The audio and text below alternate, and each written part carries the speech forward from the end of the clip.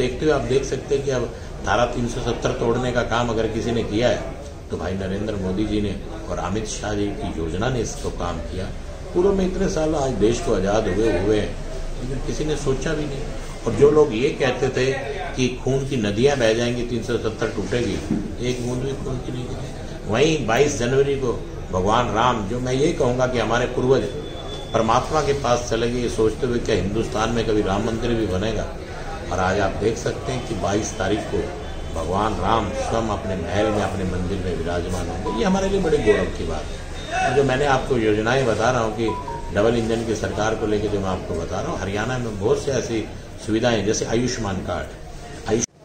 India आवाज़ के साथ मेरे साथ हैं डॉक्टर कृष्णलाल मिड्डा, जो जिनसे विधायक हैं।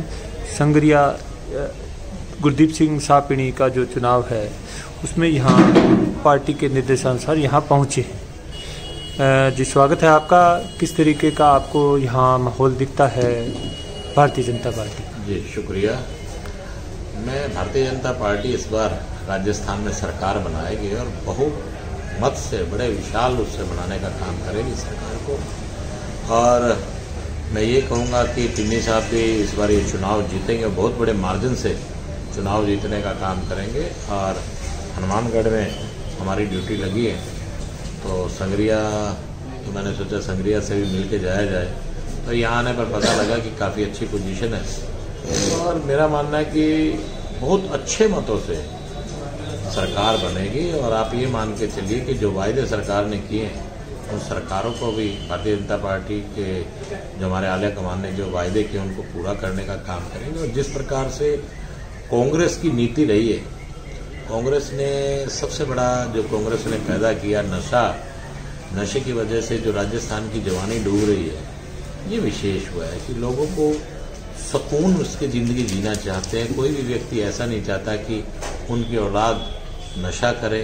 और आप अच्छी तरह जानते हैं कि इस प्रकार से कांग्रेस की सरकार ने दोनों हाथों से राजस्थान को लूटने का काम किया है। तो अब लोगों का मन भर चुका है और लोगों के दिल में परिवर्तन आ चुका है और लोग भारतीय जनता पार्टी को बनाने का काम करेंगे। कुछ जैसे भारतीय जनता पार्टी के बारे में कुछ विशेष उल्लेख करना चाहेंगे कि किस तरीके से जो उनकी नीतियां आमजन को प्रभावित करती है, आमजन उनके प्रति अट्रैक्ट होते हैं? देखिए आपके सामने ही है किस प्रकार से हमारे देश के प्रधानमंत्री भाई नरेंद्र मोदी जी ने किस प्रकार से हमारे देश का नाम ऊंचा करने का काम किया। आज हमारा देश 5 पहले विश्व के अंदर पहले 5 देशों में जिसकी गिनती हो रही है, हमारे लिए बड़ी गौरव की बात है। जो कभी वीज़ा नहीं देते थे देश, आज वो रेड कारपेट बिछाए हमारे प्रधानमंत्री का इंतजार करते हैं। इससे बड़ी बात और क्या हो सकती है।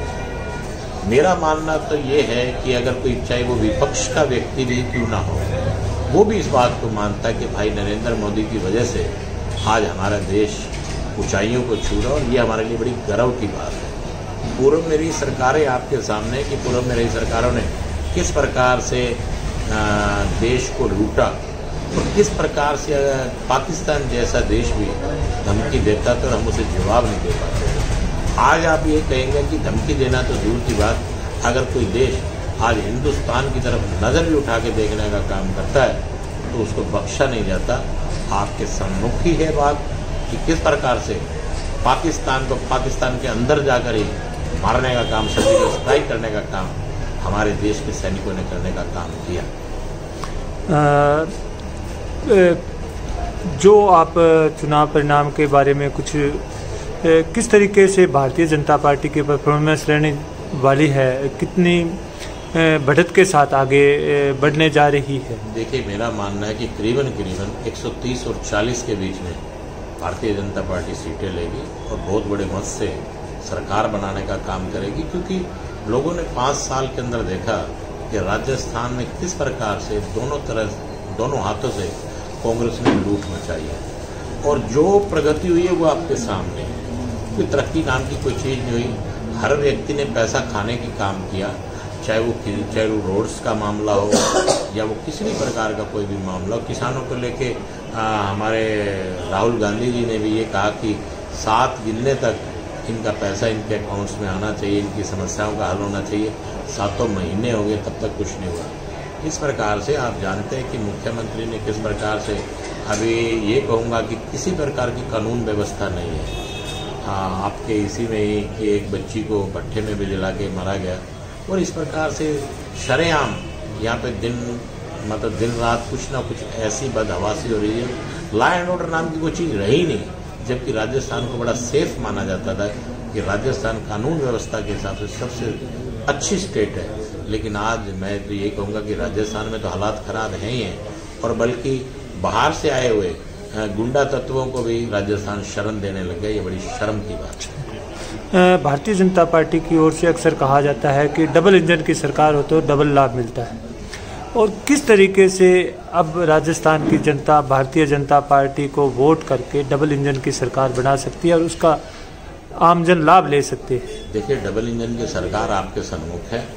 मैं इसका उदाहरण आपको हरियाणा का ही देता हूँ। आज 1 जनवरी से वहाँ पर बुढ़ापा पेंशन या विकलांग पेंशन या अन्य कोई भी पेंशन है वो 3000 रुपये होने जा रही है। 1 जनवरी से हरियाणा के लोगों को 3000 रुपये पेंशन के रूप में मिलेंगे, चाहे वो विधवा पेंशन हो, बुढ़ापा पेंशन हो, असहाय बच्चे जिनके माँ बाप परमात्मा के पास चले गए उन लोगों की पेंशन है, या विकलांग पेंशन है, सबको 3000 रुपये पेंशन मिलेगी। इसी प्रकार से मैं ये कहूँगा कि जो विशेष तौर पे आपको बताना चाह रहा हूँ, जिस प्रकार से आपने मुझसे पहले पूछा, हमारे यहाँ पे भाई नरेंद्र मोदी ने जो किया है, प्रत्येक किसान के खाते में 6000 रुपये सालाना जा रहे हैं, तो राजस्थान में भी आते हैं। लेकिन मैं लास्ट टाइम आया तो मुझे ये पता लगा कि यहाँ की स्टेट जो गवर्नमेंट है किसी भी प्रकार से कोऑपरेट नहीं कर रही है। और बहुत से लोग तो ये कह रहे हैं कि सेंटर की सरकार ने जो ये 6000 रुपये देने का काम किया है, ये ऊँट के मुँह में जीरा है। पूर्व में रही सरकारें इतने समय तक रही हैं, उन्होंने कभी तो ऊँट के मुँह में जीरा डालने का भी काम नहीं किया। अरे इस सब चीज़ों को आयुष्मान कार्ड की भी हालत यहाँ बहुत ख़राब है।